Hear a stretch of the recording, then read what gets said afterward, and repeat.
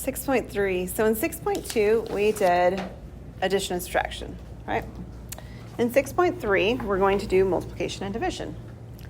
And just like when we did with addition and subtraction, the first thing we're going to do is we're going to talk about, like, what does it mean? So this is our definition for multiplication of rational numbers. If A over B and C over D are rational numbers that are multiplied, then we simply multiply across the top and we multiply across the bottom. Now, you may decide to reduce before you multiply or reduce after you multiply, but it's still going to be the same value if you do this, okay? So multiply across the top, multiply across the bottom. So the first thing I want to do is I actually want to draw you a picture of what this means. What does it mean to multiply fractions? Because it feels confusing. I mean, it does. We can talk about adding and subtracting fractions without too much trouble, right? We talked about yards of fabric and cutting off pieces of fabric to subtract them off. It makes sense visually to do that with fractions, add and subtract. But the multiplication and the division requires a little bit more thought. So we're going to do this by way of a rectangular region, okay? So we're going to represent the quantity 3/5 times 3/4, which, by the way, if we use that definition we just saw, should be what? 9 over 20. So my diagram in the end needs to somehow represent 9 over 20. That is what's going to happen. So here's what I'd first like you to do, is I'd like for you to draw a rectangle. And just because of the way I've drawn it, I'm going to make the 3/5 the vertical part, because that's my length that's a little bit longer. So what does 3/5 look like? Well, it looks like taking this and dividing it into 5 equal columns. That's not too bad. So imagine, I like food analogies if you haven't caught on by now. Imagine this is a cake. Now, most of us probably wouldn't divide it into 5, so that's a little awkward, but you did this time, okay? 5 made sense because of the size of pan you had or whatever. You made 5 cuts in the cake, okay? And then you served the cake. You're going to cut it some more here in a minute too so we can see the whole picture. But if you served this cake and 3/5 of it was left over, it would look like this. Everybody agree with that? Okay, so what would happen in my house is that I wouldn't really want the 3/5 of the cake left in my house, because the chances are very good that I'm going to keep eating on the cake. And so I'm going to try to send it home with somebody else. And so now I'm going to send it home with Cabriana. You get 3/5 of the cake to take home. Yay! Okay. Now she takes it home. Maybe she takes it to a class that you're all in, and you're very excited you get to have cake today. Okay. And so it's already cut like this, but we're going to put the cuts across the other direction for the 4 now. Okay. So it's going to cut in half, and then it halves again. But the only pieces that we have are the blue pieces, right? Cabriana brought the blue pieces only to class, right? The other pieces got 8 at my house. All right, and then when all is said and done, of those, right now there's, 12? We have 12 pieces left, okay? Of those 12 pieces, not all of them get eaten, okay? She's going to end up taking some back to her dorm room for later. So how does that work? Well, it's 3/4. 3/4 of those remain. So I want to think in terms of the rows now instead of the columns. There's 4 rows, right? And there are 3 of them that are going to be going back with her to her dorm room. Apparently none of y'all liked cake. So she's going to take all 3 of these rows back to her dorm room. Or if you prefer me to draw it like this is row 1, this is row 2, and this is row 3. Okay? So the whole pan was served at my house. The blue pieces were sent with Cabriana to bring to class. And then the red pieces that are overlaid with the blue went back. How many pieces did she take back to her dorm room? 9. It's the red ones, right? The 9 are the ones that are still remaining in the pan. But how many pieces were there at the very beginning? 20. There are 9 pieces left out of 20 pieces total. So 3/4 of the 3/5 is 9 of the original 20. Okay, there's one other way you can draw this, and I want you to be aware of it because your book likes the other option. I like this one better, but it's okay. You could draw this so that the 3/5 are showing up on one of these. I drew it as my columns. And that the 3/4 show up as the entire rows like this. That's fine. We can draw it like that if you wish.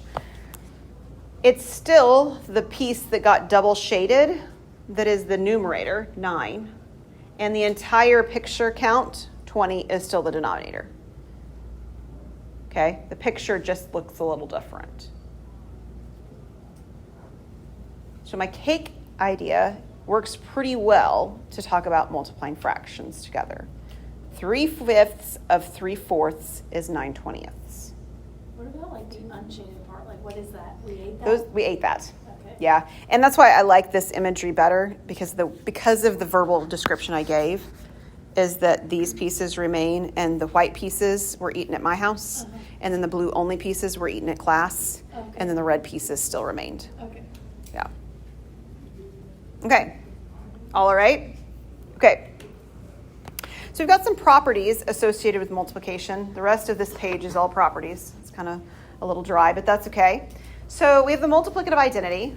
The number 1 is the unique value such that when you multiply it, the other values don't change. So 1 times a over b is equal to a over b times 1 is equal to a over b. Right? When you multiply by 1, nothing changes. Multiplicative inverse says that there is a unique number that is the reciprocal. So if you have a over b, you can flip it and get b over a. And the result is that if you multiply those together, a over b times b over a, you get back the multiplicative identity from the first part of this slide, which is 1. You get back 1. Okay? And every number that's non-zero, right, it said a over b and c over d or a over b is not 0, we'll do this. So no matter what number you give me, we can flip it, multiply by it, and get back 1. That's thunder out there, isn't it? Yes, it is. I don't know that did anybody bring an umbrella? Yeah, me neither. 15 minutes and then you can go and run to your car or dorm room. I'm so sorry. All right, distributive property. The distributive property of multiplication over addition. So if you have a over b and it's being multiplied by c over d plus e over f, then you can actually multiply that a over b times c over d and the a over b times e over f, and then add the result. And you will get the same thing. They're going to be equal if you add them and then multiply, or if you multiply by 2 things and then add them. It's the same result.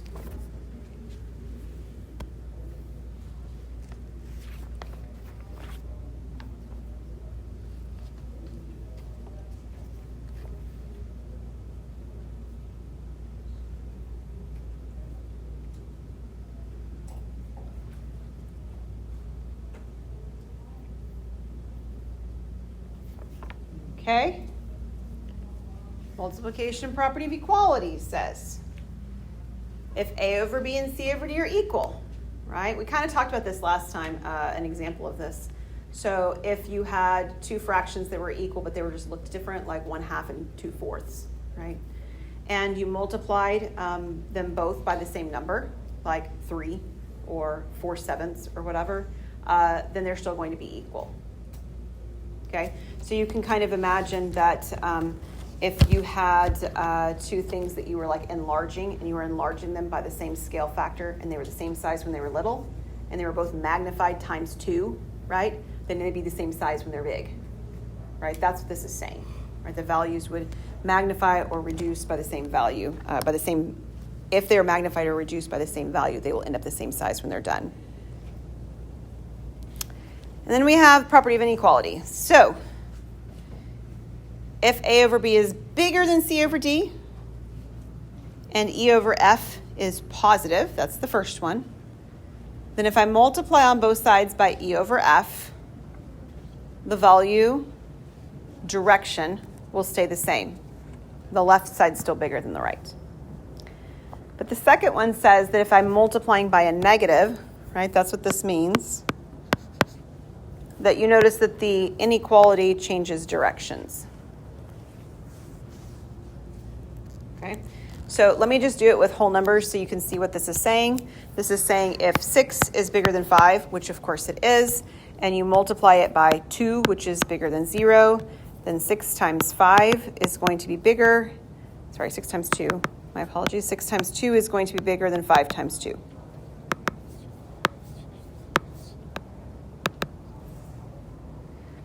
But if you use those same values, 6 is bigger than 5, and instead you multiply by negative 2, which is less than 0, then 6 times negative 2 is actually going to be less than 5 times negative 2. So these are those numbers you can see, right? Negative 12 is smaller than negative 10. You can think about it from a number line, right? It's further to the left. You can think about it as debt. You owe more money, so it is a bigger hole that you're trying to dig out of, right? So when you multiply by positives, the directions of inequality stay the same. If you multiply by negatives, they change. There's one more before we do an example. Multiplication by 0. If you multiply by 0, you get 0. That's all it says. Multiply by 0, you get 0.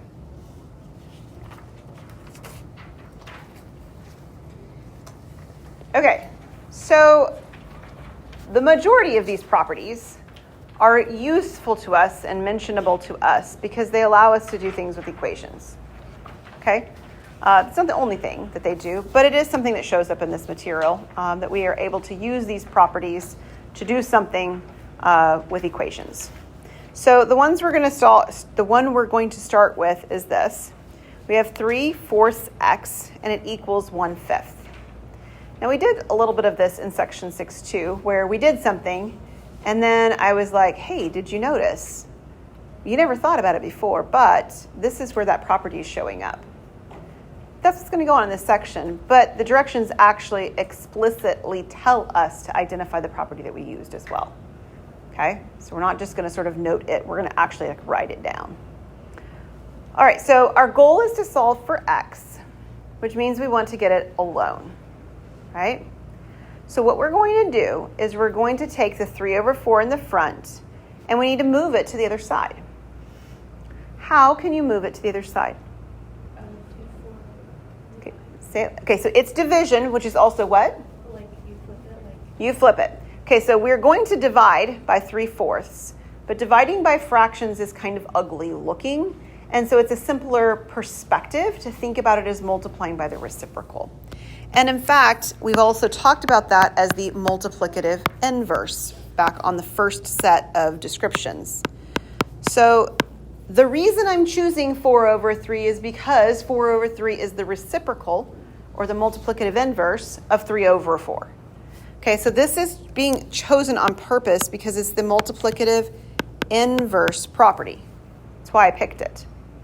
The other thing that's happening here on step number 1 is the multiplication property of equality. It says if I have two equal quantities, I'm allowed to multiply by the same thing on both sides and they remain unchanged. That's a property that we have, right? Do it to the left, you got to do it to the right. Got to balance the equation. That's a property that we have. So there's two properties going on here at the same time. So not only that, but when we multiply 4/3 times 3/4, we actually get the number 1, and I'm going to write it this time. And then over here I have 4/15. So the properties that are at play in this step 2 is that this is the multiplicative inverse property again, because the multiplicative inverse property says when you multiply something by the inverse, you get 1. So that's why I wanted to show the 1 for the moment. We're going to get rid of it in a second. And then the other thing is that, so that's the left-hand side. On the right-hand side, we're actually using the first thing we did, which I think we called it the definition, or we didn't call it anyway. It's just multiplication of rational numbers, but it's the definition. So it's the definition of multiplication of rational numbers. That's a number sign, that is not a hashtag. Okay? Rational numbers. So then, what is 1 times x? Well, it's x, right? Of course. And I already had the 4 over 15 on the right. So the property that says 1 times x is actually the multiplicative identity property. When I multiply by 1, I remain unchanged. So x times 1 is x. So it's kind of crazy. There's a lot of properties going on that we don't really acknowledge when we do them, like, at all. We just do them, right? Yeah. Okay, the next one actually has a bit more going on, in part simply because it's sort of longer, but more in part because there's addition and subtraction is really more of why it has things going on here. So there's lots of options on how to solve this. So I'm just going to show you one of them. But if you were like, well, I would have done XYZ first instead, you're probably fine. Like I said, there's more than one way to do this. What I would do is to group all of the x's together and to group all the things that don't have x together. And I'm going to do that kind of at the same time. So I'm going to move this x over 6 by subtraction like this to the left. And I'm going to move the 1/4 to the right. So it's sort of like I'm adding down. I'm going to get cancellations here and here, right? That's why I'm doing it. I didn't write the wrong one. Here, there we go. Too far to the right. Cancellations here and here. And on the left, I'm going to have 2x over 3 minus x over 6, while on the right, I'm going to have -1/2 minus 1/4. That's just me rewriting it sort of horizontally instead of vertically. And what properties did we use to do that? Well, we actually used several. We used the addition property of equality. That's what allows me to add something to both sides. We used the additive inverse property. That's why 1/4 and -1/4 are going together on purpose. And we used the additive identity property, which said that 1/4 and -1/4 add to 0, and 0 added to anything disappears. That's what it says. All three of those properties are in that single step, not written out fully or fleshed out fully, but this one didn't need equal signs. I don't know why there's equal signs on this. I apologize. The first one is property of equality, so it needed it, but the other two don't. Okay, so there's 3 properties going on in that single first step. Where we are right now, we need some common denominators to make things work, right? Okay, so the first one, again, you can do the crosses with the smiley face if you wish. That's fine. But there's a little bit overkill because I happen to notice that if I just multiply the first one by 2 over 2, I'll have the same denominator, 6. So that's what I'm going to do. So this is going to give me 4x over 6 minus x over 6. And what is 4x over 6 minus x over 6? No, good try. 3x over 6. We just subtract straight across. Now, I need to do the other side, and that's fine, but let me identify what I've done over here so far. So I've used the definition of addition. I realize it's subtraction, but addition and subtraction are the same operation. It's just adding a negative, right? So it's the definition of addition. I got common denominators. I combined terms together. I think that's about all I did. This is really just definition of addition so far. On the right-hand side, I'm going to do the same thing. I can multiply this one by 2 to get them to match. So I've got -2 over 4 minus 1 over 4. And that gives me what? -3 over 4. Yeah. Okay. So all of that's just definition of addition that's going on right there. I can reduce some things if you'd like. We can definitely do that, right? The 3 and the 6 can reduce to being 1 and 2. So this is really just x over 2 equals -3 over 4. And if we think about that, the property we're using is simplification of fractions. There's another name for it. We gave it as well, but we're simplifying fractions.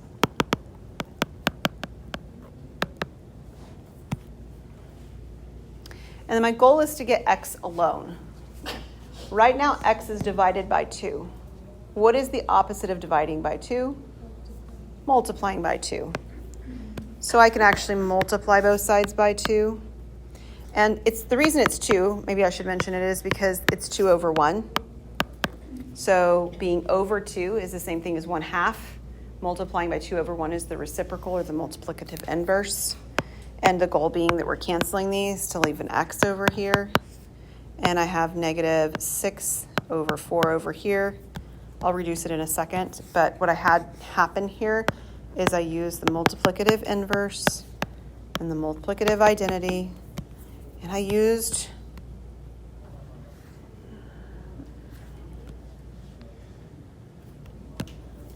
the multiplicative property of equality. The last thing to do is to simply simplify the fraction. They both divide by 2, so this is negative 3/2. And so then we're again simplifying.